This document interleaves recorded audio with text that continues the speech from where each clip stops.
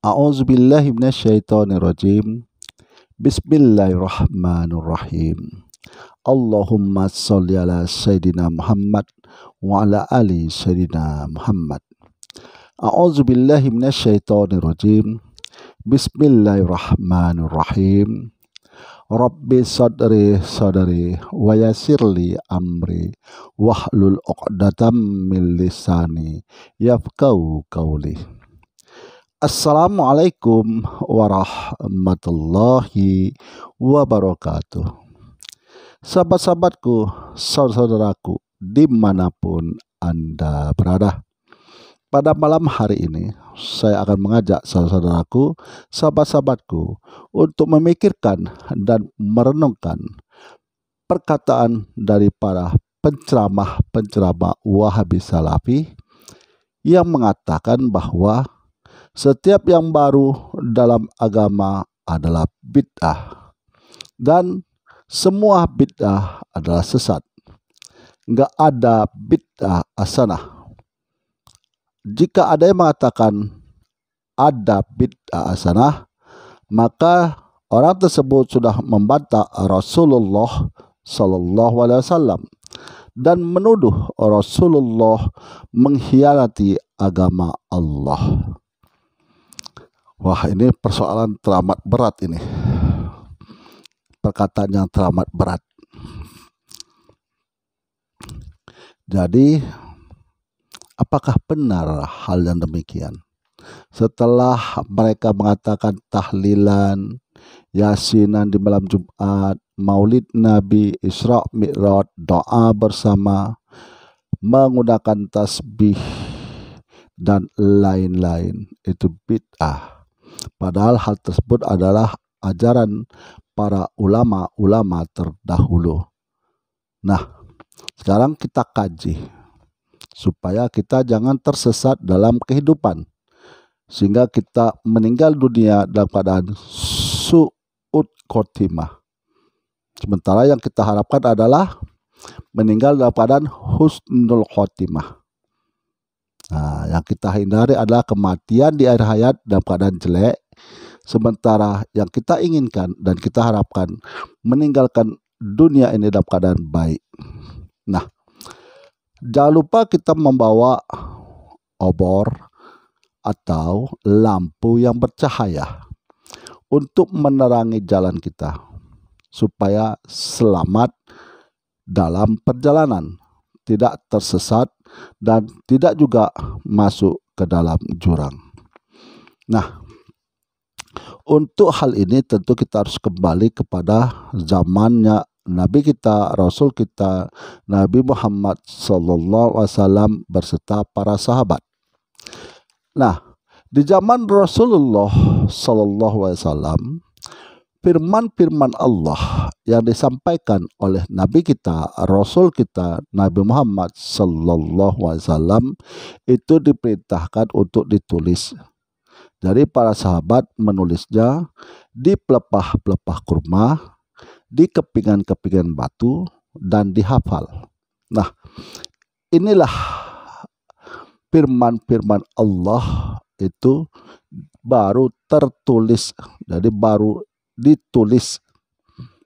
Jadi banyak sahabat-sahabat yang menulis firman-firman Allah yang disampaikan oleh Nabi kita, Rasul kita, Nabi Muhammad Sallallahu Alaihi Wasallam. Jadi masih berserak-serak. Nah, setelah Nabi kita, Rasul kita meninggal dunia,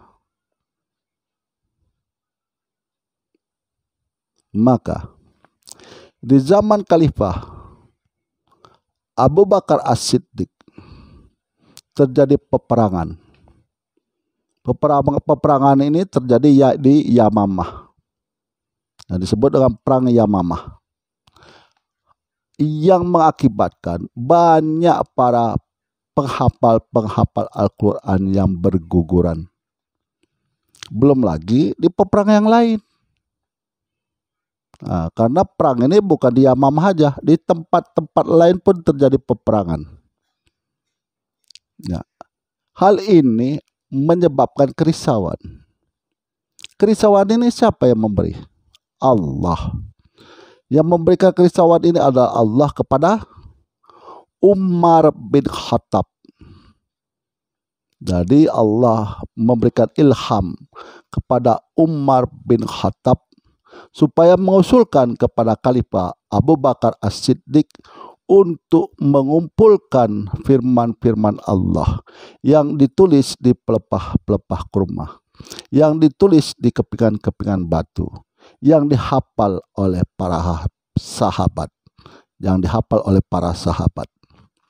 Nah, pertama kali ini Abu Bakar As-Siddiq ragu-ragu untuk melaksanakan usulan daripada Umar bin Khattab, karena hal ini tidak ada dicontohkan, tidak ada diperintahkan, atau tak ada dianjurkan. Tapi demi kepentingan umat muslim, demi kepentingan umat muslim, supaya ada kitab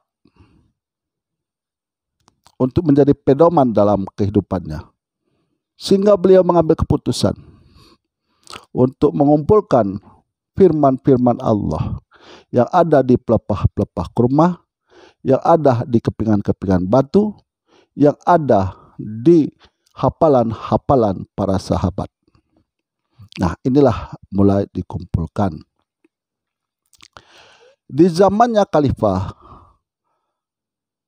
Utsman bin Affan, setelah dikumpulkan tadi itu, ya kan, setelah disaring mana yang sahih, mana yang palsu, ya kan, di zamannya Khalifah Utsman bin Affan, maka Al-Quran ini yang sudah dikumpulkan tadi dibuatlah dalam satu mushaf, dan ini ditulis ulang lagi sesuai dengan aslinya. Nah, itulah yang sampai dengan kita yang sekarang ini. Bagaimana dengan hadis? Hadis pun seperti itu. Hadis ini dikumpulkan setelah satu generasi setelah Nabi kita, Rasul kita meninggal dunia. Di zaman siapa itu? Nah, hadis itu dikumpulkan di zaman siapa? Hadis ini dikumpulkan di zaman Khalifah Umar bin Abdul Aziz. Itulah mulai dasarnya hadis itu dikumpulkan, yang ditulis di pelepah-pelepah kurma, di kepingan-kepingan batu, dan yang dihafal oleh para sahabat. Nah, itulah dia asal muasal terjadinya pengumpulan, disatukannya Al-Quran, dan dibuatkan juga untuk hadis dikumpulkan dalam satu kitab. Jadi Al-Quran dan hadis dikumpulkan dalam satu kitab, tapi berbeda periodenya, berbeda masanya. Nah, coba saudaraku, sahabatku, cari satu hadis.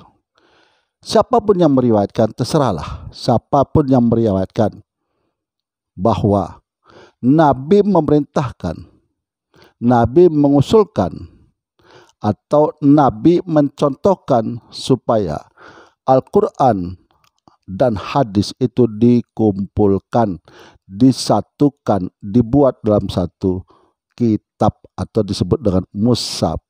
Coba cari hadisnya kalau ada. Nah, hal inilah yang disebut bid'ah hasanah, bid'ah yang baik. Demi kepentingan umat Nabi kita, Rasul kita, Nabi Muhammad SAW, atas ajaran yang dia sampaikan, firman-firman Allah, sehingga dikumpulkan, diseleksi mana yang sahih, mana yang palsu, dikumpulkan, baru dibuatkan dalam satu mushaf. Begitu juga hadis. Ini hal yang baru dalam agama. Nah, kalaulah kita berpedoman kepada ceramah-ceramah daripada Ustadz Wahabi Salafi yang mengatakan hal-hal yang baru dan mengatakan hal baru itu adalah sesat, berarti mereka sudah menuduh para sahabat Nabi, sudah membangkang, sudah mengkhianati ajaran Nabi kita, Nabi Muhammad sallallahu alaihi wasallam. Begitulah wahai sahabat-sahabatku dimanapun Anda berada. Ingatlah bahwa kita ini berada di akhir zaman. Banyak bermunculan hal-hal yang baru yang ingin menyesatkan umat Islam. Tetap berpegang teguhlah kepada ajaran-ajaran ulama-ulama terdahulu. Jangan mudah kita tergoda. Karena kesesatan itu untuk menyesatkan umat manusia ini bukan hanya datang dari golongan iblis dan setan laknatullah berserta tentaranya, tapi datang dari manusia. Nah, seperti malam ini saya melihat di medsos salah satu penceramah Wahabi Salafi yang bergelar LCMA itu memanggil Nabi kita, Rasul kita, Nabi Muhammad sallallahu alaihi wasallam dengan sebutan kiai. Saya kaget, saya terkejut. Astagfirullahaladzim. Bagaimana seorang yang mempunyai ilmu agama yang dalam memanggil Nabi kita, Rasul kita dengan sebutan kiai. Padahal sebutan Nabi dan Rasul adalah Allah yang menyebutnya, dan itu tercantum di dalam firman-firman-Nya yang ada di dalam Al-Quran. Ada lagi profesor yang dalam agamanya dengan titel yang ada pada dirinya mengatakan bahwa agama Islam itu belum sempurna.